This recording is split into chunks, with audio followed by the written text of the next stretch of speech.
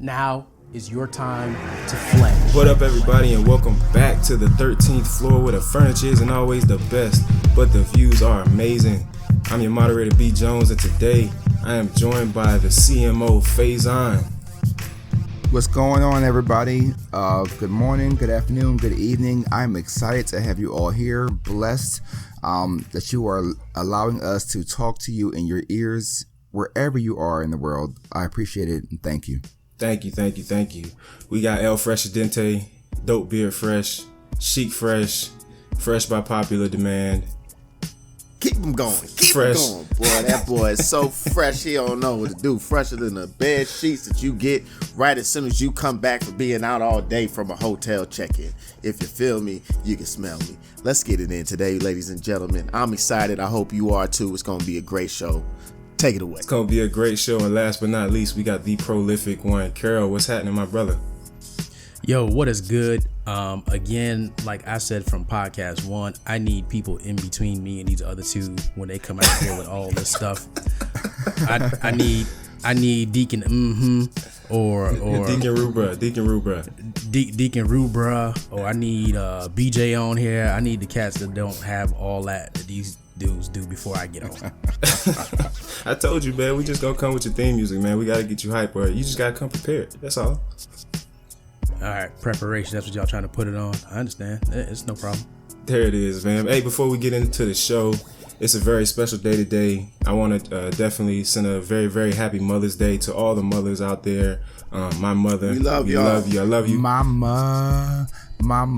Sing it. Ooh. I love you. I hope. Ironically, I actually made a remix of Tupac's Dear Mama. We're going to go ahead and make sure to put that up both on our podcast and some other locations. You can check out my SoundCloud, Fledgeology SoundCloud, Barry B. Fresh. It's going to be pretty awesome, but definitely want to send love, peace, and blessings to all the mothers out there. We thank you. We appreciate you. We love you. Yes. Yep. All the mothers, all the wives, like moms. Mothers, the wives, sisters, stepsisters, all that The good baby's stuff. mamas. Mamas. Yeah, man, definitely the like mothers, man. I have a few surrogates, man, that was definitely very influential in my raising. So, Miss Beverly to Monique, all of them out there, man. Happy Mother's Day. I hope y'all enjoy the day. You know what? Before you get, people always, when Father's Day come around, they always say the moms who represent dads, but for all the dads, all the Mr. Moms who are out there too, who make sure to take care of things. If mom's at war or if mom's doing things, you are appreciated as well too. Today is your day as well. Well, thank you. I appreciate that.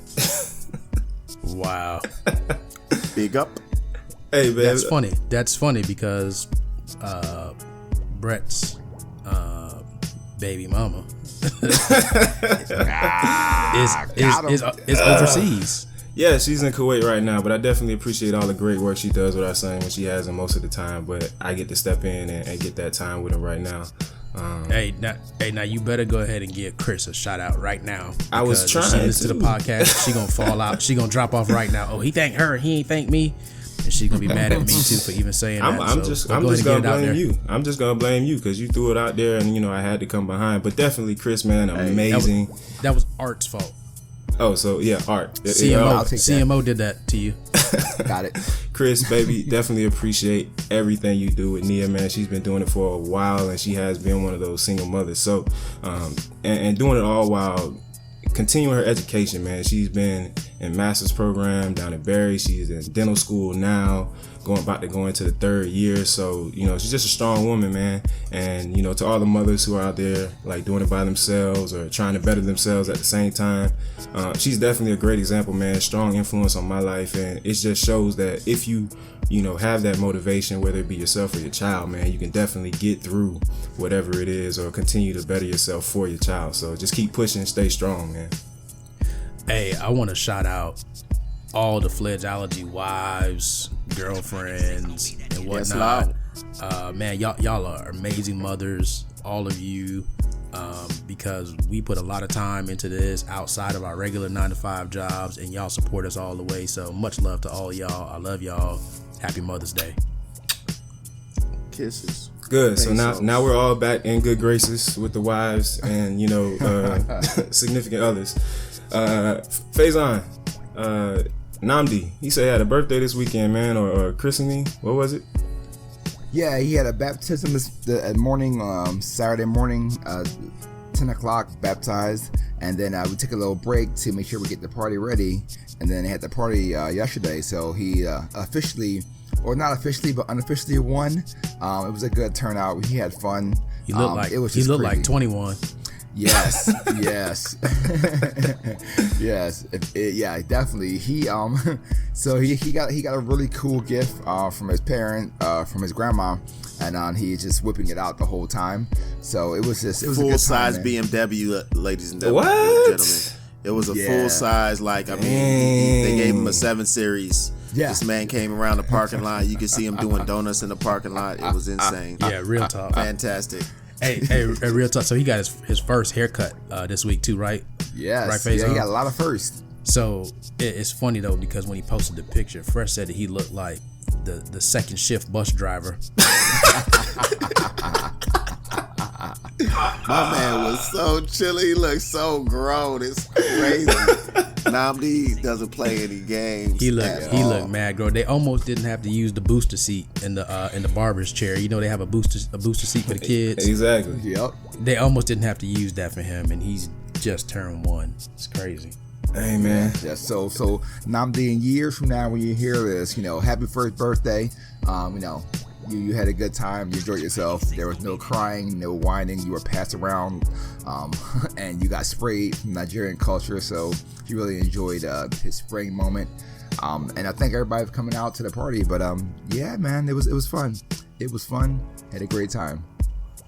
Man, so I've been playing with the idea of getting one of those, cars for my son, man. But every time I get ready to go get one, man, I just can't fork out that dough, man. Those things are super expensive, and I'm scared that he's just gonna try to crash everything, because every time we're driving somewhere, whether it be to daycare, to Chuck E. Cheese, whatever, grandma's house, he's always like, "Daddy, I want you to crash."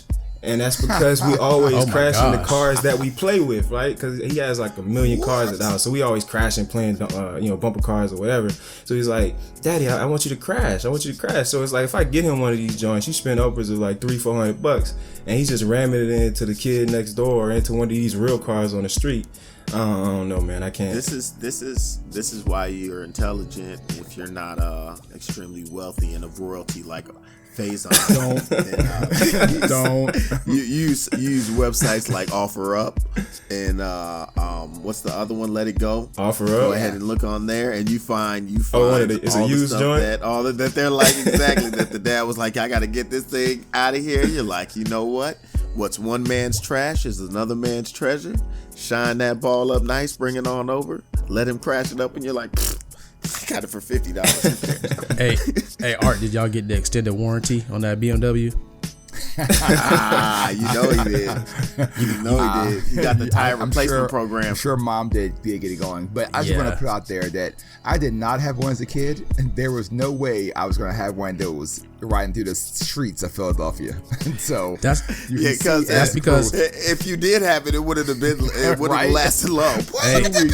But that's also because you're the real life male version of Lisa from Coming to America. There it is. Wow. There it is. Facts. Shots. No, man, but I think it's amazing because like I would have never I didn't have anything like that as a child, and I mean I don't know if Art did as well, but I mean just being in a more affluent place to be able to provide, for your kids in ways that you couldn't experience as a child, I think that's amazing as well. Yeah, man, that was good stuff, and I wish, and I always saw, on TV, and all the kids would have those things, and you see all the commercials, then Mom came home with the big wheel, and I was like, I gotta do it myself. There's no automatic. So, but that was fun, though. You know what? It made me who I am today, and I'm gonna make sure that he appreciates what he's gotten as that gift. So it's as you get older, things should get better. So I'm happy for my mom that she got it for me. She passed it along.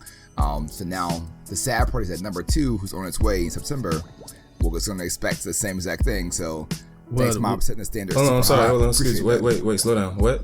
Why would number 2 expect that if number 2 doesn't know what number 1 got? He wasn't there. Exactly. He knows nothing. When they're about a year and a half apart, there's gonna be some fights over my car. So I'm sure that's later on. There'll be that. Hey, it doesn't matter because you know what? Namdi's gonna outgrow that in about 2 weeks. Yes, exactly. And then you're just gonna ship it down here to Asher before his birthday, and then there it is. It's gonna be on a tour, exactly. It's gonna But be on time a tour. out though. Time out. Can we put it on? Yes. Hey, forget about offer up. Just put it on pass down. That's what hand me downs. there Yes, you the go. hand me downs are great. But time out though. So I know I've been missing for like maybe the last week and a half. Y'all were doing some traveling down in Jamaica and everything. But this announcement, number 2, like I missed that. When did that happen? Oh man, that happened a while ago. Yeah, number 2 is baking right now. So there's 2 boys. He'll be here September 23rd, 19th, 23rd, around that range. So yeah, he's that's it though. Books closed, shops Shut shop down. Said, done. Dos Cuantos only. Well, congratulations, I took man. me. No problem. I took me and multiplied me, and I got 2, and that is it. I completed my faith. Hey, listen, you talking about the shop closing down? Just go ahead and do it now because apparently you got that super sperm. See now, I gotta make it R-rated. I gotta change the rating on the podcast, man. All we said was sperm, bro. It could have been sperm whale. I mean, come on, man. That doesn't change the rating. So many options. Jeez. Oh man. Anyways, hey man, I want to go back to something that I think we forgot to hit on last podcast when we were talking about things in the workplace. Was the career advice, man. I forgot to ask the question to the guys, man, who have been influent in their respective workplaces. But what career advice do you wish you had before you got into your career field? I think I'll start with Carol this time around. Oh, I appreciate you, but you normally start with me when we get to the questions, just because you put pressure on me. But it's okay. I can take it. I wish people would have just said, hey, look, when you start working, don't worry about anybody else. Don't worry about what anybody else is doing. Talk to the boss. Whatever the boss says it is that you need to work on that, and just keep moving. Because I think a lot of times we get into the workplace and we get distracted and we try to feel our way around. We try to get advice from other people on what to do. And really, the only person that matters is the person that signs your check. So Very true. Align with your goals and make sure if you went through the interview process correctly, and that means that not only did they interview you but you interviewed them, then the advice you get from that person that's ultimately in charge is all you really need. And as long as you can execute on that, things should line up for you well. What about you, Faison? Man, I wish that I knew, or someone told me to, I guess, read a bunch of the management books.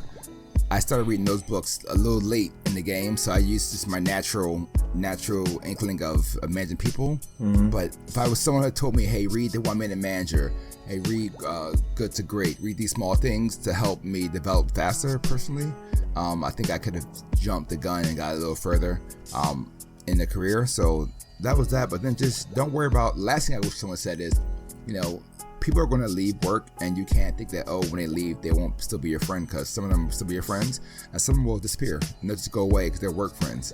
So that was a lesson I learned in the beginning, because I kept trying to reach out to people and not got a response back, and realized that they moved on. Get away from me, bro. Family. Like, why are you still hitting me up, Right? bro? Exactly. I'm so over that place, bro.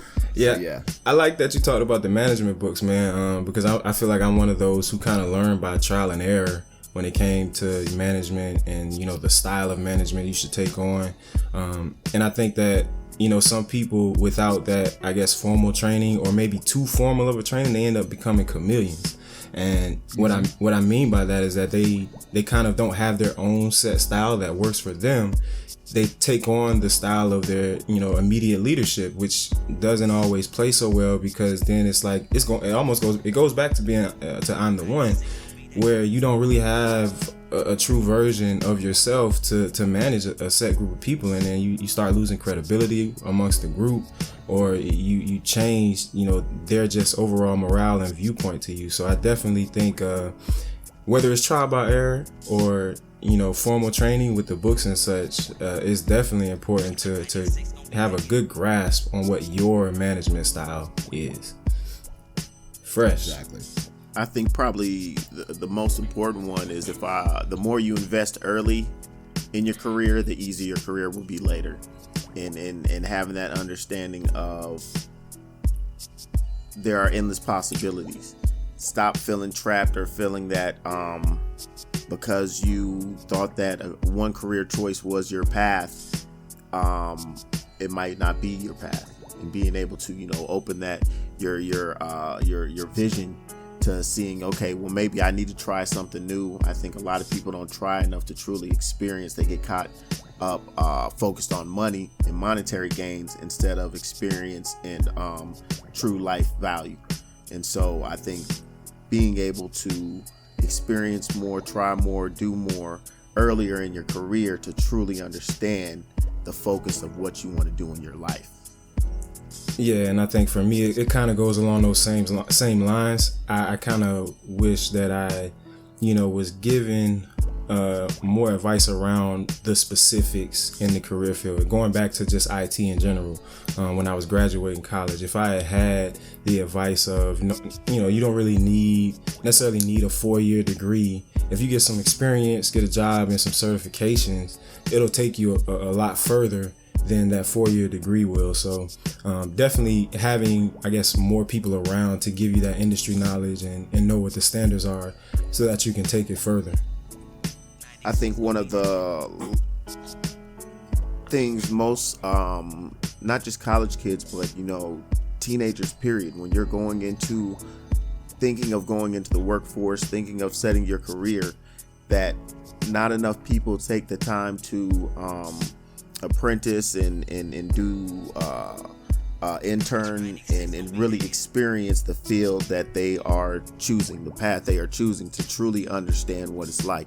Again, people get caught in the glitz and glamour or the expected paycheck and don't understand the people who are really making the paycheck that you truly want have been there, gained the experience, and have the knowledge and understanding to do it well, as opposed to when you're first coming into a field, or really when rubber meets road, you may find out it's not nearly as lavish, cool, or fun, or tolerable as you initially anticipated. I know I got a tough lesson early in my life when I thought that money was the biggest motivating factor, and I drove out to St. Louis. It was actually Jefferson City, Missouri. Me and my best friend were out there working construction at the time. He got stung in the face by a wasp. What? But we were 19, 20 years old, and we were making $23 an hour doing that construction job. The day that he got stung in the face by the wasp, we looked at each other like, man, we out of here. Loaded up the truck. Peace out. That's when I realized, and that was by far at the time the most money I'd ever made in my life. Probably double any paycheck I was ever seeing. And literally after that, it was like, man, you can't pay me enough to do certain things. I'm just not that kind of person. But it's the realization earlier in life and understanding and being able to apply that to my life, which has helped me live a more enriched life. That it's being able to understand, see those things. You know what? I don't like that. So don't put yourself in that position. Be smart enough to place yourself where you're going to excel and feel that you're doing better, as opposed to continuing to either be in the rat race or stay in that cycle that doesn't give you that fulfillment, that doesn't make you feel like life is plentiful. But I think what you're talking about is a result of something before the workplace, and that's the school place. Because college and regular school doesn't teach you how to discover who you are. They teach you how to become a cookie cutter contributor. Very true. In society. So you don't have that head start of trying to figure out who you are and what's important to you. And because you don't have that ability, you get into things that society tells you are important, like making a lot of money and trying to live a comfortable lifestyle, but you're not comfortable with who you are. So we know plenty of people that have become accountants, lawyers, doctors, and then they're doing it and they're like, man, I hate this. This is terrible. Yeah. And what did I get myself into? what did I get myself into? But then you get caught in that trap of, well, if I leave this now, I'm going to walk away from this money. And then what happens? And then you just start a cycle of dissatisfaction. And then that gets handed down to your kids, and it just keeps going. A real good friend of ours on this podcast, Finesse Mitchell, I won't say his whole name, but my man was working for Price Waterhouse and decided, hey, look, I know his middle name too. That's why I said I won't say his whole government. Okay. I normally say his whole government name, and he gets on me whenever I do it. So, hey, if you out there, Finesse, I didn't say the whole government name, but my man was working for Price Waterhouse, I believe it was, and decided, man, you know what? This isn't satisfying to me. I want to be a comedian. And at the time, we were just like, what? Whoa, wait. What do you mean you want to be a comedian? That's crazy.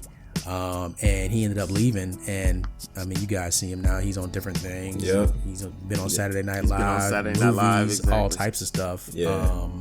And he's doing his thing. And it's been many years that he's. Who's my caddy? Yeah.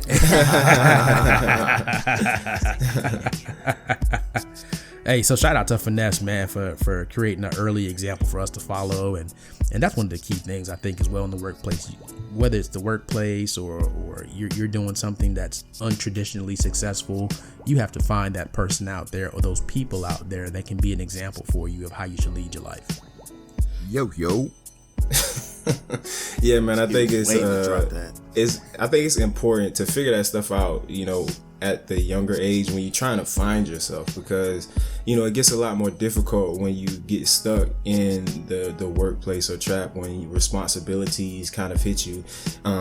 Figuring out what you love and doing that is always going to be more gratifying than doing something for the money, because like Carol already said, you get used to that money, but you hate your job. If you find out what you love and then make that your career and make the money for you, the satisfaction is there. And then if you wait too long, not to say that it can't happen, because you can definitely make the adjustments, make the changes necessary in life, but it just gets a little bit more difficult. You have to devote a little bit more time, and you have to take a lot more things into account, maybe your family, your kids. But if you can figure that out, if I could have figured that out at an earlier age, there's no telling where I would be or where others could be in their lives as far as their success go.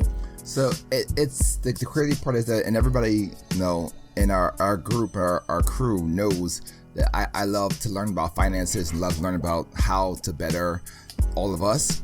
And if I would have known now, or the books I've read, or the education I've been taught from workers, from friends, from associates, how to take care of myself and prepare for the future, back when I was 19, 20, 21, I literally blew through so much money. Man, we all did so much dumb stuff. They're just like, why, how? So just for instance, as a 16-year-old kid, and I'll tell my age, I think that was 96, I was making $10 an hour as a 16-year-old. That's like unheard of back then. And I tell you, I have no idea where any of that money went. It didn't go to savings. It was just like, let's go here, let's go to the movies. And if I just knew, and that with all the career, as you get raises and you continue to grow up in your career, that you can still live within that bounds and put that money to the side for later on. I can't wait to share this knowledge with Nnamdi and pass it down, because the family tree has just changed immediately.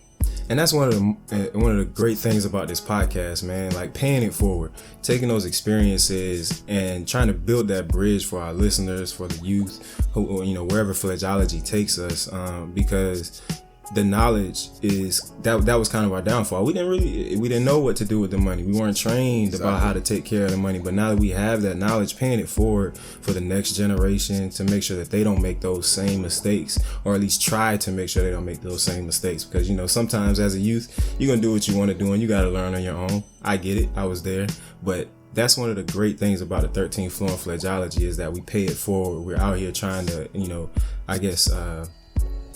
give people, those lessons, that knowledge from our own experiences, so they don't have to see that in their lives. Share with others, man. Don't keep it to yourself and to your family. If you know people around you that love you, share with them. Knowledge is power. You gotta pass it on to everyone around you. Knowledge is your legacy. What you leave on is the memories and the knowledge that you pass on, and the ability to leave that virally from generation to generation. The more that you can give to the next, the more that you'll still live on. Right. And you have to realize that there are people out there that success was passed on to them, so they don't know how to create it. So you may not always be able to follow.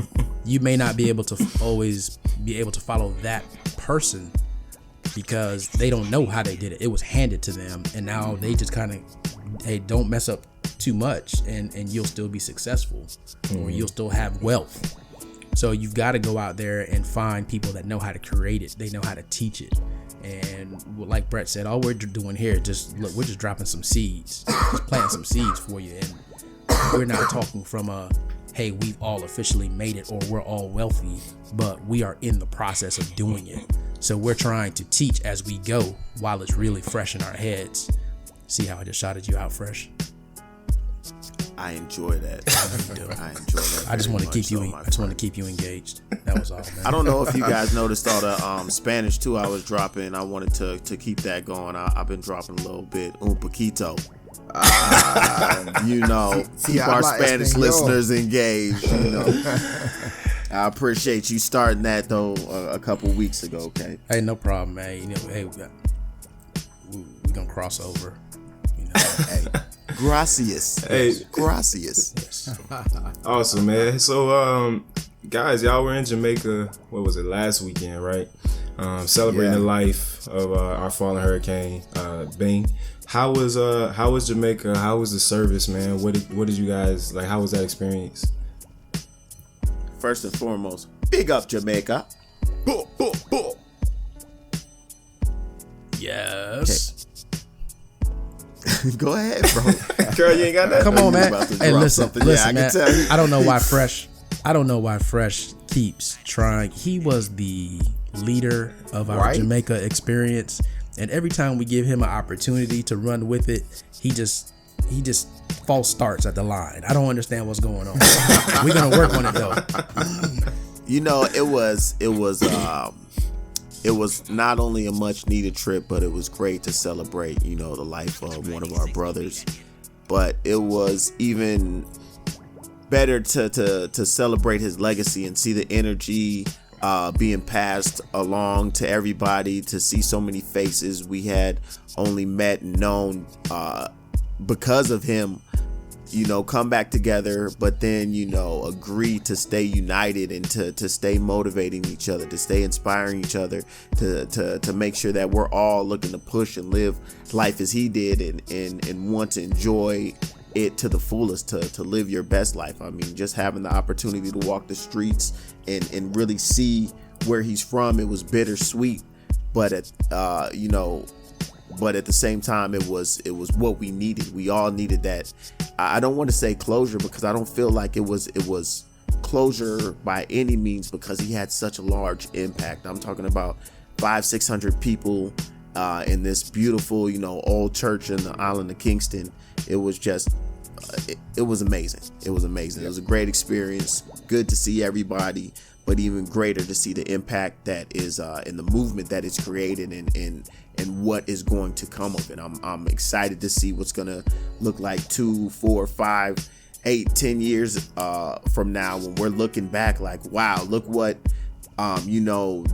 him passing, what it started, what that little flicker of energy created, that it's going to be quite impressive to see all the things that spiral off of just the energy and love and the motivation and inspiration push from, what could have been such a tragic moment. Right. So it wasn't a sad occasion, right? So it's sad that he passed. However, us being there was more of a recognition of him being a phenomenon and an anomaly. He was different from the average person in that he was who he was, and that's all he was ever trying to be. And his whole purpose here was he was uniting people and doing things for people that most people would never understand. And look, he didn't always have money to give, but when he did give it. But outside of money, he always gave you his support. He always gave you him. So they talked about how many people he would call every morning. He would talk to like 20 to 25 people every morning just to reach out and stay connected with you. And just to make sure that you were good.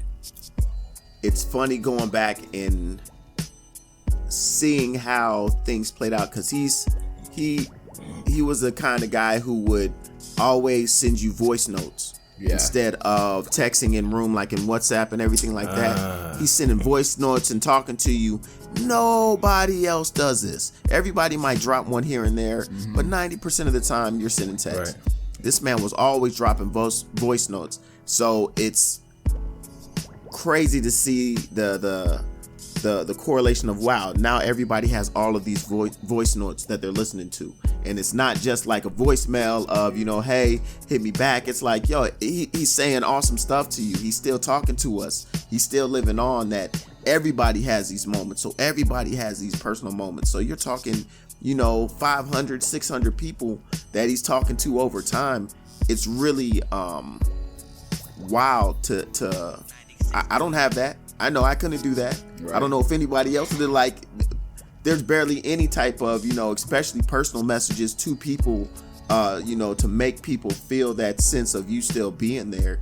That it's just powerful to see how it played out, the things that he was doing, how he was operating, and how they still have impact and still are able to go around. Yeah, I don't want to talk to 25 people in the morning. I don't know if I want to talk to them in the afternoon or the evening either. But period.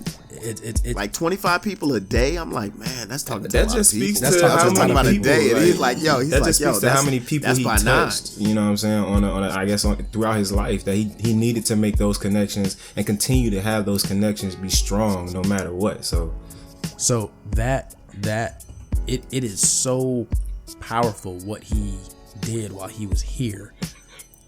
I made a post on Facebook. I think the day we got back, and without boosting it, without doing anything on my personal page, there are 200 people that have liked that post. There are numerous people that have shared it. I mean, by far, it's probably the most successful post I've ever made on Facebook, social media. It is outperforming some of the stuff that we post on Fledgeology. It's just amazing the organic reach of this individual, and that's because he was organic in who he was as a person. And it just speaks that there is power in you being you, and just being yourself and being organic and being authentic to other people. It just goes so far. So I have a question about Bing, because he just sounds like such an amazing person. I wish I would have known him in the same respect that you guys did. But have you ever known Bing to have been going through any like type of adversity or have any type of troubling times? All the time. Oh, Bang. man, This was a guy who was 300 plus pounds, you know what I mean? All his life struggling with weight issues. Again, like Carol said, he's had his ups and downs with money, business. He had a business in Chicago that he had to shut down. You know, he's had his ups and downs, and has always, one thing about a Bang is he will always make you feel like, man, I got a limo, 3 Ferraris, and a full new suit around the corner. It's just, you know, we're moving forward. Everything's good. Don't you look down on me. Don't act like, you know, there's anything wrong. I'm pushing towards greatness. Let's keep it moving, and you coming with me. Let's go. Like, that's the type of guy he was. Right. So I don't want to get too religious, but I mean, I definitely just feel like there are certain people in the world that just have these angelic spirits as they walk the earth, man. And it just sounds like no matter what this dude was going through, he was able to bless, you know, others just because that's what he felt. Like, that's how he felt in his heart, and that's how he lived. And it didn't matter whether he was going through any type of adversity, any troubling time. Like, he still wanted to make those connections. He still wanted to give an encouraging word to his brother, or whatever the case may be. So, you know, I really want to expound on that. On the podcast, because I think it's really important that, you know, we share our gifts, that we continue to bless, you know, our fellow man and our brothers around us, no matter, you know, whether we're going through a troubling time or if you just feel it in your heart. You know, it's like seeing a vagrant or somebody on the side of the road that's like asking for money. You know, when I see them, and it's more often than not, but I'd rather give them food than money. But sometimes there's that second thought. You know what I'm saying? So you try to like not make eye contact, thinking, okay, they'll just walk past the car or just act like you don't see them. But you have that second thought in your head, like, dang, man, maybe I should, go ahead and give this person something that they actually need in their life. So when you have that second thought, I just feel like that's your heart trying to speak through, whatever that negative thought was that wanted to keep you from giving to this person. Yeah, I think I try to listen to my heart, that feeling inside your body a lot more now, in the sense of, in those situations you have to kind of gauge, is this person, what's the most valuable item or thing that I can provide for this person at this moment. It can become a little odd when you're sitting there trying to make a judgment. Hey, is this guy sitting there with a BMW parked around the corner and he's just out here for change? But it's you have to make that, be able to listen more to your conscience, listen more to your heart, listen more to getting that feeling of understanding, okay, is this moment really, are they somebody who really I could provide some value into their life and really get them moving on a better path. And like you said, it's not always monetarily. It might be even with hey, did you know that there are some job opportunities, XYZ place or anything else? Some of the times I think a lot of people get lost on the art of conversation, in the sense of how warming somebody just showing interest in what you have going on and in your day, how impactful and valuable that can be. I actually remember a picture of Bang that I saw, I don't know if it was through social media or while we were at his house, where he was speaking with some homeless guy at he was volunteering at some church or something. It was somewhere in Kingston, actually. It was a homeless guy, and it was by a park or something, and Bang was sitting there on the bench next to the guy, talking to him. You can tell, just chatting him up, just having a casual conversation. And some of the times that's so much, people feeling that they have worth, they have value, somebody is showing interest in me, can help and be that motivating factor, that push to help them get back on the path to not being homeless. Sometimes it's a mental block, it's the lacking the ability to push past some of these hurdles and barriers that all of us face, that just somebody showing some, hey, you are important, you are, somebody cares about your well-being. That can be a very motivating, impactful moment. And what you just said is key. And before I hit on why it was so key, I want to go back to Brett flexing his scholarly muscle, because he didn't say a homeless person. He said a vagrant. So he was definitely flexing his scholarly muscle with vagrant. I'll give you your props. Yes, you definitely have multiple degrees, sir. That was a nice word. I was waiting for you to come back with derelict, but you did not. Whoa. Hey, man, I pay homage to where it's due. You got that one, you know what I'm saying? I just try to be as respectful as possible as I can, man. But I think you hit on something key, and that is when you see somebody who unfortunately has come up on some type of misfortune. One of the biggest things that I think affects them is that they no longer feel like they are positively contributing to society anymore. They're not a contributor. And I think that's one of the biggest things that affects people, because I can't provide for my family. I can't impact society. I'm not a contributing member. And just taking those few moments to talk to them and to allow them to tell their story gives them some type of satisfaction, because now they feel like, look, I have shared with somebody else how I got here, and hopefully by me sharing with them, that will keep them from coming down the same path. And for a lot of times, look, they don't want your money, they don't want your food. I mean, there are some that need it and that do, but there are others out there that they just want to make sure, look, I don't want you to end up like me. Mm-hmm. And I talk to a lot of people who have reached such misfortune, and I've said it before on the podcast. Sometimes my wife will be like, oh my gosh, you just talk to anybody. And really it's because they're so appreciative of the fact that I even stopped and was not fearful to talk to them. And by the time it's over, they want to give you a hug or whatever. And look, that's it. They feel like they were important again for that 30-40 seconds, or those minutes, it's normally 5 to 10 minutes that I stop and talk at a time. But anyway, but that gives so much value. And then at the end, I'll still bless them with, look, whatever dollars I got, whatever I got, if it's food, whatever it is, I'll bless them at the end. But having that discourse is what really probably provided them that satisfaction. So I just got one question. Do you actually give them the hug? I do give them the hug. It's kind of. This guy is amazing, ladies. Said that so do This you guy's give them amazing. a hug? I do give them His the wife hug. tells him that he can't touch his son for the rest of the night. Right? Yeah.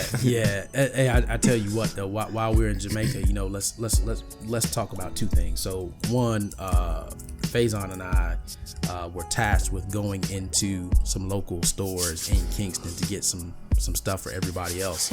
Yes, sir. And we went in there and you got to see what homelessness looked like there. And I definitely saw some people that would not have got the hug for sure. But you still have to wonder, how do you get to that point where people just walk over you on the street and they don't even acknowledge that you're there? You become an item. You've just become an object, a thing. Yes. And Yep. and I mean, how dehumanizing, how dehumanizing is that such a thing could happen anywhere in the world? Second point, you always have to remember when there are people like a Bang, right? Because of how many people Bang knew and how many people he could put you in contact with, you always thought that Bang had so many friends and didn't need you specifically. But the thing with Bang is that Bang actually led a lonely life because he had so many friends. We all assumed that somebody else Was hanging with him. with him or was his friend or doing whatever with him. And that turned out not to be the case ultimately. So in the end, and it wasn't until, it was too late, that's when we started finding out that he actually led a pretty lonely life. And that's why he was always on the move, because no matter how many friends he had, he was still kind of lonely because nobody was ever really checking for him, because he was checking for everybody else. And you saw his social media where he was always out, he was always with people. So you assumed that's how it was. So there's always a blessing to be handed out to someone, and it is up to you to find out what that blessing may be. And speaking of blessings, I think this is where we're gonna let Faison jump in, because I know he wanted to talk about blessings as well. Let me start off by normally saying I don't spend a lot of time on Facebook going through all the messages and seeing what people are doing. But today I had a little extra time and I was able to go through and check out, some stuff. So I'm previewing a couple messages and seeing things here and there. But I saw a message from Jessica, and her message really caught my attention because it had a good subject matter. So I went through, I clicked the button that said read more, and I want to share it with you guys. So I'm going to summarize the story. It's a bit long, but I want to try to break it down to some key points to share with you guys. Hopefully you will grasp what I grasped out of there. So Jessica started off walking in San Francisco. She was doing her normal night, going out to a dance club, and a gentleman came up to her and asked her for $7 for some gas to get home. She saw in his face that he was, a little embarrassed, and he had humility to ask her, but just as we normally always do, we just kind of shy it off to the side, push it away, and tell people, no, we don't have that. She saw him asking people around him, in front of her, and behind her, but she kept doing her thing and just kept on moving as she normally would, because it is San Fran and there are a lot of homeless there, so it could be just a scam to grab some money from somewhere else. So she starts walking away and thinking nothing of it. She gets about a block and a half, and then she thinks back to when she was in this role and she was stuck somewhere. So one point in time, she was leaving her house, going home, and she happened to be rushing at the house to get to a class she was teaching. So she gets to the train station, and she starts to shuffle through her bag trying to find her money to pay for a ticket, and realizes that, man, I don't have my ticket. Like, I don't have any cash, so how am I going to get to this class? And I can't be late. I can't miss the class or go back home because they're waiting on me to get there to open the doors up and teach the class. So, she starts to look around and see, man, this is the first time that I actually have to do this. I'm going to have to ask a stranger for help. And that's not what we do. Like, she just never grew up that way. She never saw it. She's always saw that as something that was, beneath and below her. But the fact that she was able to actually do this was kind of, belittling to her. So she went out and she, looked around trying to find a person she can ask. And she asked a gentleman coming off the train, hey, can you, I'm looking for enough money just to get me to the train, to get me to Oakland, so then I'll get from my own way back. But she needed a little help. So the guy, without hesitation, asked her, sure, how much do you need?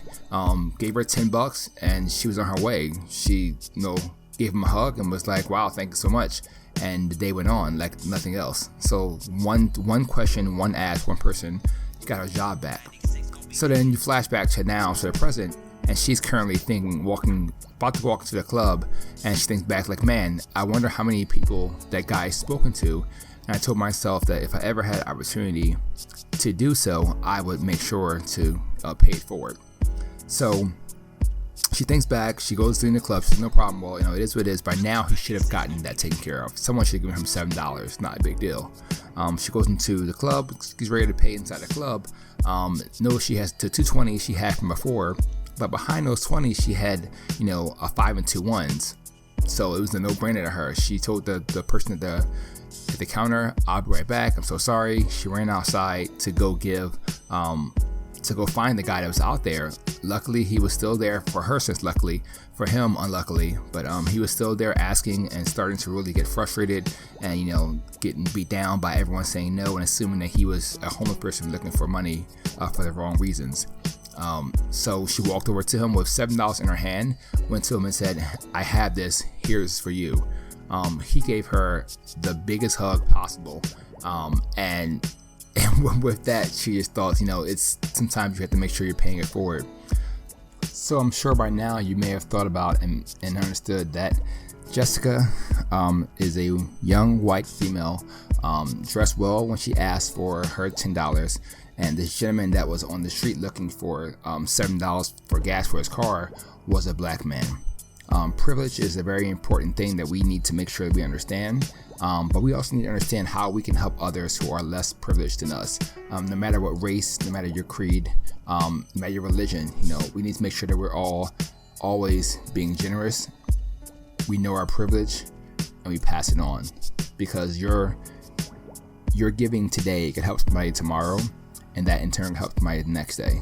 And that is our goal as a human, is to help others and make sure that we're doing what we need to do. So thank you very much for that time, B. Jones. I appreciate it. And I guess for now we'll talk about that. But everybody, give us comments. If you've ever been to a situation where you've dealt deep, or you've given away, or you paid it forward, let us know, man. This is something that's kind of cool, and we'll love to share the love and share the message to everyone out there. Just recently had a similar experience. Actually, I had two. At my local Publix, shout out to Publix. Y'all want to send us any free sandwiches or anything like that? So why you write the food? We appreciate. Food, huh? Hey, I'm just saying. But I'm at Publix. One time, I'm walking up, and this younger white girl comes running up to me. Excuse me, sir. I can tell like her makeup's a little bit smeared from crying type stuff. Chain smoking a cigarette, just like, I ran out of gas. I can't get to back home or whatever it was, and she was all frantic, and so I went ahead and I actually didn't have any cash on me at the time, but I walked over to the ATM and I literally got $20 out the ATM right there, and I just gave it to her, and before I could even say like, hey, I need you to go to SoundCloud and make sure you download Barry B. Fresh. Her ass is just like, oh, thank you, you saved my life. Boom, it's gone. Another time at the same Publix, again, you can do donations or any type of anything you want to add in here, CMO for what we need to ask Publix for. Sponsorship, your time. Yes, holler at me. We'll take care of it. Info@pledgeology.com. Face on. But all of a sudden, an older Spanish gentleman comes walking up to me, and he's just asking me where I'm going in broken, Spanglish. And pretty much Buddy needed a ride to his house, which was not in my direction. And I don't know what it was in me, but I again, listening to my heart, listening to that feeling inside, I was just like, you know what? Go ahead and get this man a ride home. So I went ahead and this guy jumped in the whip.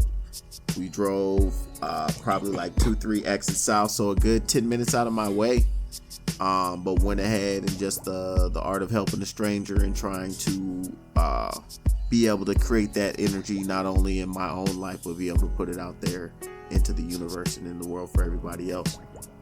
Yeah, I think one of the biggest things that stops people is from giving to others is that people themselves don't feel blessed. You don't really understand how fortunate you are because you're not as fortunate as you want to be. It's about what you got. It ain't about what you don't got. Yes. Right. So somebody said it earlier, another man's trash is another man's fortune. And even in your misfortune, that still doesn't mean that you're in a place where you can't bestow fortune upon somebody else. So always remember that, there are people that are always going to be in a worse situation than you are. I go back to the Vagrant that we saw in Kingston. and I am sure that there is anything that I could have done for that man that day if he would have been conscious, that he would have appreciated. And I didn't want to just leave something there on this unconscious guy because there were so many people around. I knew somebody would take it because he wasn't coherent. But there's always something that you can do for another. As my grandmother used to say, everybody needs somebody at some time. So that should be something that if we live with that, going back to Bang, if you live with that, you will always be of value to other people. Awesomeness, man. Definitely. It's a couple of things in that story Faison said, in its depth, but just the fact that she did have that second thought. But you talk about the privilege that she experienced when she herself was in a place of misfortune, but that second thought leading her back to do the right thing, man. I think that's very important. But when you have it, you give graciously, man. It'll come back to you tenfold, I believe, man. So don't be selfish. At the end of the day, don't be selfish. Stop being selfish, people.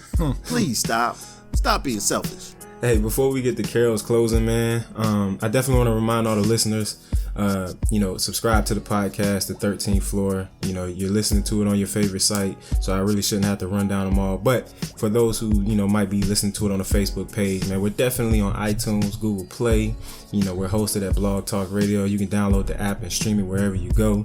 SoundCloud as well. So stay connected with us on The 13th Floor. If you have any questions, comments, topics that you want us to hit on, or anything that you just want to give to the team, you can hit us up on the Facebook page, leave us a message.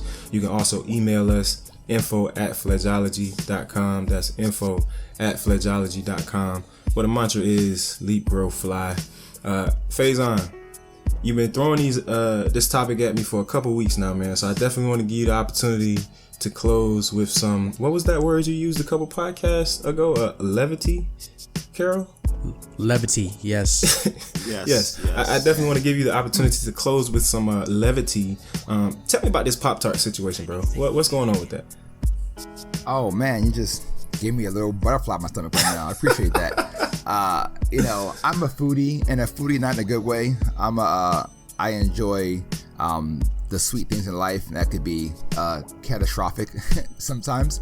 But we were going through Costco, and I just happened to be walking the aisles, and I was thinking back to my childhood, and I was like, oh man, I could really go for a Pop-Tart.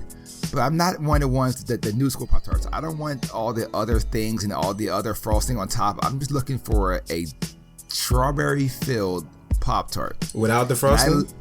Without the frosting. And I think I may have spent at least 25 minutes asking around like, yo, do you guys have the ones without frosting? And I was just like, I left there really upset because all I wanted was a Pop-Tart without the frosting on it. So I had to take a drive to a local supermarket and go ahead and pick up a box of 6. But it was just like, I was so excited at a minute. It's like I felt like a kid. I was super excited. And then like I got to that box, I opened it up, and I was like, it's a brick. So like that hit me really hard. So just take you back to childhood. I've been going through a lot of nostalgia in the last couple of weeks, and you're gonna hear more and more and more about what I've just been going back on and some cool tidbits. But my mind always wanders, and I enjoy life every second. And I was telling Brett, yo, I gotta tell this Pop-Tart story, because we never know who like has that moment where they're out there and what they want just not there, but they go back to childhood. And I'm gonna get my Pop-Tart, and I got it. I warmed it up in the microwave, not in the toaster. That's disgusting. And it was oh man, you have no idea. It's so gooey and soft, and it just breaks. It's not crispy. It's 15 That seconds. is Philly guy 15 stuff. seconds in the microwave with a Pop-Tart with a paper towel below it, man, changes your life. Man. Hey, listen, this dude goes on the hunt for something he's looking for. He goes on the hunt. He was about to have us go to the Red Stripe factory in Jamaica. Man. Looking Yes. for Red Stripe light. Want that red So y'all were in stripe Montego light, Bay? but hey, That was in Mobay? no, we were in Kingston, man. We were in Oh, Kingston. okay. No, we never went. He actually found the Red Stripe light someplace that we went, and man, it was Oh. like you would have thought that he just won the lotto. Yeah, man. I wanted Had the two golden things. ticket. I said, 3 things: jerk chicken, Red Stripe Light, and Festival. That's all I man, wanted. the festival, and yes. when those 3 things came together, it was like a double rainbow in my mouth. Just So Kingston, I don't know what part of the island that's on. Were y'all anywhere near like Scotchy's or No, The fish hut? No? Kingston's on the other side of the island. Oh, okay. we're by Yeah. the Bob Marley Museum. Like on that and- side. Yep. Oh, okay. All right. Shout out. We were with the people, baby. Like we were in the real Jamaica. Like no resorts. Yeah, man. That's Yeah, how no you gotta resort. do No it, man. resorts. Yeah, when I went to Mobay, we were right by I guess, I don't know if it was a sign or if it was an actual factory or whatever, but we were right in the heart of the city, man. The market was there, man. It's just amazing, man. If you haven't been, the people are great. Definitely don't get trapped in the markets because they will get you. But the people are great. The food is amazing. Everything is just so fresh, man. Like, I really miss it. It's one of my favorite places to vacation. Listen, when you talk about the food was fresh in the U.S. Tell them about breakfast. In the Listen. U.S. Tell them about breakfast. Look, breakfast every day we had, fresh ground provisions. So that's root plants, as we call it here in Yes. the States. Another Did y'all word hear that, Yes. ladies and Ground gentlemen? provisions. Ground provisions. Yep. That sounded delicious. Get ready. Please continue. We had, I don't even know what type of fish it was, but it was fresh It's a white fish. fish. We always had It was amazing. We always had greens every day, every morning, and this was just part of our hotel stay. But what was even more impressive was I can't tell you the last time I've been to a KFC, a Popeyes, Yo, a they Burger have King, them all a over the place McDonald's. over there. I can't tell you the last time I've been to any of those in the States, but I had KFC They love KFC in Jamaica. And you don't understand because the Jamaican KFC tells yes, the Jamaican KFC was the truth. And we actually found out that there's no McDonald's. I'm sorry, I might have said McDonald's earlier. There's no McDonald's in Jamaica because McDonald's would not allow the people of Jamaica to change the way they prepare the food. Exactly. That because it message. needs to be their standard. Message. That's what I told them literally as Art said his things that he needed to have. One of my top ones was KFC, and when I told everybody, everybody's face looked at me like, "What? Who are you? Like, what are you talking about? Who wants KFC?" I'm like, "I'm telling you, I got friends who come back from Trinidad, and they bring me KFC from there, and it tastes amazing. That when you have a chance to go to any Caribbean islands, KFC, you go there. It is not like KFC in the States. Put this in your mind, engrave it, and do it." Because there was probably like 8 of us when we finally got our bucket and literally just got a bucket of mix. Get yourself a bucket of mix. That's going to come with original. That's going to come with spicy. And that's going to come with a sweet and tangy barbecue that is amazing, that you need to go ahead, make that choice. We were out, no plates. I'm not even sure if we had napkins by the time we got our bucket. But I mean, it was amazing watching everybody kind of look like, yo, I can't believe he has us eating KFC, taking that first bite and making like the most amazing, just what is going on? This can't be what I thought it was gonna be. Exactly. It's fantastic. Hey, Fresh. But before you go back, I want to go back to my Red Stripe Light because I was pretty upset. Oh, that was it was a crushing blow. So we went to one of the side restaurants. Well, hold on. Do they even like, drink light beer in Jamaica? Like, I went there. They do. Let him tell a story, yo. Because Yes. when the same look they gave me when I said KFC was look I gave him when he was like Red Stripe Light. I was like, I've never even seen a Red Stripe Light. Yeah, like what are you talking about? I went to Jamaica a couple, maybe 6-7 years ago. I've been in Jamaica, and when they first came out with Red Stripe Light, and I was like, yo, this is amazing. It's like it's Red Stripe, but it's light. It's cool. Not as heavy, yeah. Right? It's not as heavy. So I was just like, this is awesome. So I named it perfectly. I went back. I was like, yo, it's gonna be great. I can't wait to get it because I tried to buy it in the States. I was in Florida. They had it in the Publix again. They had it there, and I was like, oh, let me try it, and it wasn't right. Like when you import stuff, time has passed, and it's just not the same. So when I went back there, and I was like, yo, E, I'm getting Red Stripe Light. We go to the restaurant, and like a little like probably a little winery or a little I don't know, whatever you call those places. I can't think of the name, but we were there and to get alcohol, and I was like, hey, you guys have Red Stripe Light? And he was like, gave me a look like duty free at the airport. Duty free at the airport. And he was like, what? Nah, we don't make those. He looked like R had 3 and heads. I was like, what are you talking about? My heart like sank. I was like, did they stop producing Red Stripe Light? No, man, they drink real beer. That's what it is.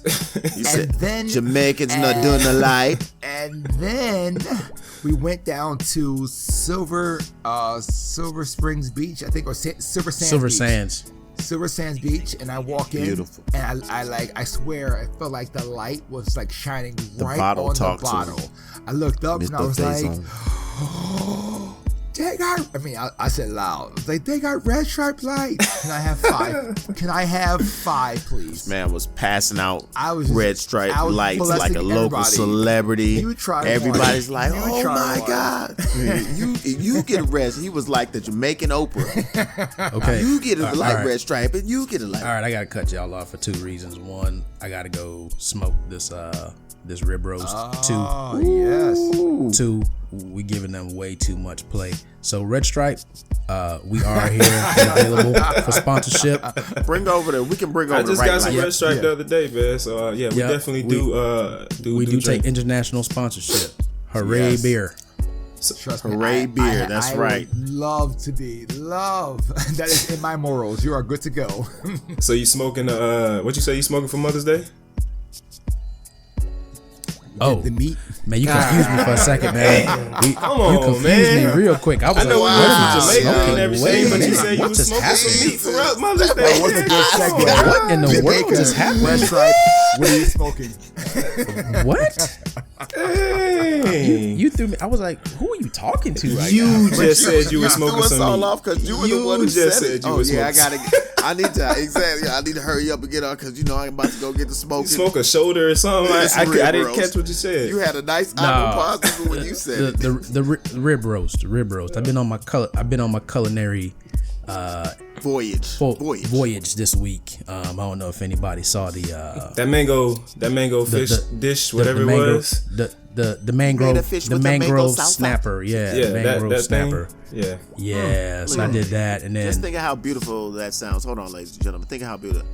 Mangrove snapper with the beautiful mango salsa. yes, Had fresh it basil did in have it as well. it did have a mango watermelon salsa with with some basil and some mint. and some parsley. We give them too much. Go ahead. Fast forward to It looked delicious. Right, but let's go. yeah, Come on. so Mother's Day, that's the so- groove. You smoking the rib roast? I got a rib roast. Yeah, they call it a standing rib roast. Some people call it prime rib. But yeah, I have that. It's gonna take about 4.5 hours to get that right. We call it delicious. Yeah. So Fresh, what you got up for Mother's Day, man? I have some steaks and sliced beef ribs on marinade that are gonna go on that grill later on. You know, I am a grill enthusiast, barbecue specialist, and smoking extraordinaire. Hey, so we got a lot of grill masters on the podcast, man. We're gonna have to get together and we get do it this. hey, listen, we'll going, put the man. challenge out there right now to any other podcasters except for the ones that are about grilling. For Exactly. any other podcasters out there, we'll challenge y'all to cook off. Yeah, whatever man. you want. And if need be, we will Everyone. tag in the Shiznit Kitchen. So be prepared. Yeah, Don't be get it prepared. twisted. We have chefs on deck. Faison, what you got for We got Mother's Day, bro? resources. I got my mom coming on the Amtrak, the Excella train. Yeah. Ooh, baller. Bring her. I know, Baller. right? That extra $20. Hey. Bring her up here. Going to spend some time with her. Going to shower her with flowers, balloons, and a wonderful dinner. And then take her out. I am not going to grill. It is cold up here, so there is no grilling, even though it's May. So we're going to go and be Nah, served. man, this is perfect grilling weather, man. It's like 60 degrees, 50 degrees outside. You gonna stay warm right now? Yeah, like you know, Remember, you are about 20 degrees warmer than me because you're. it is. more It's not southern. 40 degrees in You're Jersey. still further south. It's 40 degrees in Weekends is Jersey. more- yes, the heat is back on. I mean, yeah, Yes. I do have the heat on in my crib too. Yeah. So we will be going to a wonderful restaurant to be served and wait on those long lines. But knowing me, I will get there early and I will make sure my reservation's set and then come back to my mom. So it's going to be a wonderful day with myself, my wonderful wife. We're going to pick her up. I gave her the option of having a day of relaxation to herself with the house free of everyone, or go out and dinner. So she decided to take both and do a rain check on the free day. So I'm going to honor that request and take her out as well. Make sure she's catered. It's funny. Shout outs to how mothers do that. You give them options and they take them all. They're like, hey, I want to do 1, 2, or 3. Okay, we'll do them all because it's about me. Let's do it. Yay. It was A or B. There was no A and B. Nah. Well, it becomes A and B and C. Exactly. Yeah, so once I'm done with that rib roast, we're actually going over to it's funny how you meet people. So here in St. Augustine, there's not, you guys were here, you didn't see many of us, but it just so happens that our dentist is a young guy from Trinidad. Oh, Carol went to the dentist. Look at that. Yeah, Shout That's out a to the story for dentist. another day. I'm not even going to go into that. Go ahead. right. So anyway, so himself and his wife, they just relocated here like a few months before us, so we're actually gonna go, fellowship with them and hang out, Kick and it kick with it with your them. Yeah, dentist. kicking it with the dentist. Yep. Yeah, That's cool, see, man. hey, you do some teeth whitening in the back right quick, man. I know it's that gel. I'll leave it on for like. Yeah, 30 bro. minutes. I know they got extra won't talk about trays. nothing I with know they this got extra gel. trays. I know you got something in here. Look it under the cabinet. Look what I found in the cabinet. Ain't that whitening stuff right there? That's hilarious. Nah, man, we just gonna be cooling today, man. I made a lasagna, and y'all might not know it, but I'm like Mr. Last Minute when it comes to like all holidays. For whatever reason, man, I'll be thinking about we them. know Like, that. yeah, I'll be thinking about it maybe probably a month out. But then it gets to be the week of, and I'm like, dang, man, it's his birthday. Dang, man, it's Mother's Day. So it's gonna be a lot of impromptu Mother's Day gifts going on in the Jones house today, but we definitely gonna make sure Chris feels overly appreciated. And they got to hang out yesterday with her mom and stuff while I was at work, so I don't have to get into that stuff. But it's gonna be real chill. Make sure she feels real appreciated. So, Mr. Carroll, we gotta go ahead and close the show out, man. We've been on here for about an hour and 15, man. So what you got for the people? Man, that's a long podcast. Wow. I know. No, we're making up for last week, and I apologize sincerely. We have to celebrate our brother, but we are here and we give you guys some bonus time this week. Yeah, we were trying to get it done from Jamaica, but it just wasn't quite working out. But anyway, we talked about a lot of things today, guys. We talked about things that you would have wanted to know before you started your career. We talked about just service to others and blessings and really and truly, I think it all starts with this. I used to tell this story about myself being a brown chameleon. And if you're a brown chameleon, the true thing about a chameleon is that they really have no color. But I used to refer to myself as a brown chameleon, and people used to be like, well, that doesn't make any sense. You don't blend in anywhere. Well, the truth of the matter is that I did blend in. I blended into my own skin. So the moral of the story is that as a brown chameleon, I was comfortable with who I was. And that's one of the things that I think is key to your success in life. You have to be comfortable being who you are. And you can't expect somebody else to determine who you are or to guide you towards who you should be. That is something that is unique to you. And I know I always say things that are unique to you, but that is absolutely the key. You have to be true to yourself. And once you're true to yourself, everything else becomes so much easier and your life lines up for you. We also talked about your financial stability and things that you wish that you knew. If you're behind and you don't have that financial egg, you don't have those nuggets to hand down to your children or your generations to come, it is never too late. Don't be discouraged. Don't feel like, oh my gosh, I'm a failure. You can start today. Look at your life. Look at the things you're spending money on. Not your mom. Today's not the day to start cutting back on the money that you're spending for your mom. But start identifying things in your life that's just wasted money. Some of you have subscriptions to things out there that you don't even use. Some of you, it's gym memberships. Some of you, it's magazine subscriptions. There are things and ways that you can start saving your money and building wealth and investing. So there are many things you can look at on YouTube. The World Wide Web has an infinite number of options for you to start saving and building wealth for the future. And it's never too late. So be yourself. Never too late for you to invest. Go out there. Happy Mother's Day to everybody. Just have a great day, and we will see you all here next week. There it is, ladies and gentlemen. I'd like to thank you all for listening here with us on the 13th floor, where the furniture isn't always the best, but the views are amazing. Amazing. Hey man, y'all check out the new headphones though. Now Man, these things is is your great. time to flex.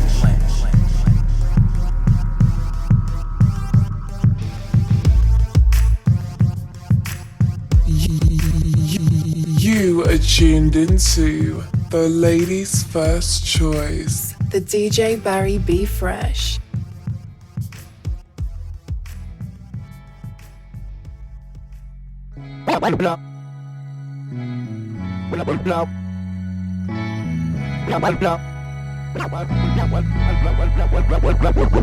When I was young, me and my mama had beef, 17 years old, kicked out on the streets. Though back at the time, I never thought I'd see her face. Ain't a woman alive that would take my mama's place.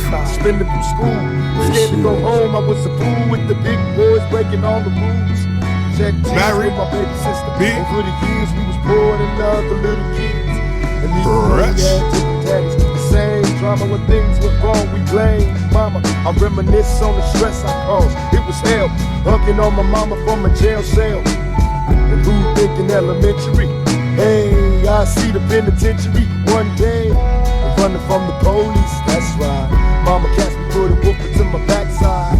And even as a crack fiend, mama, you always was a black queen, mama. I finally understand for a woman it ain't easy trying to raise a man. You always was committed, a poor single mother on welfare. Tell me how you did it, there's no way I can pay you back. But the plan is to show you that I understand. You all appreciate it. Dear mama, you all Now appreciate is it. your time to flex. Dear mama, now ain't nobody tell us it was fair. No love from my daddy cause the camera wasn't there. He passed away and I didn't cry cause my anger wouldn't let me feel for a stranger. They say I'm wrong and I'm heartless, but all along I was looking for a father, he was gone. I hung around with the thugs, and even though they sold drugs, they showed a young brother love. I moved up, started really hanging. I needed money of my own, so I started slanging. I ain't guilty, cause even though I sell rocks, it feels good putting money in your mailbox. I love paying rent when the rent's due. I hope you got the diamond necklace that I sent to you. Cause when I was low, you was there for me. You never left me alone because you cared for me. And I can see you coming home after work late. You're in the kitchen trying to fix us a hot plate. You're just working with the scraps you was given. And mama made miracles every Thanksgiving. But now the road got rough, you're alone. You're trying to raise 2 bad kids on your own. And there's no way I could pay you back. But my plan is to show you that I understand. You all appreciate it. Dear mama, you all appreciate it.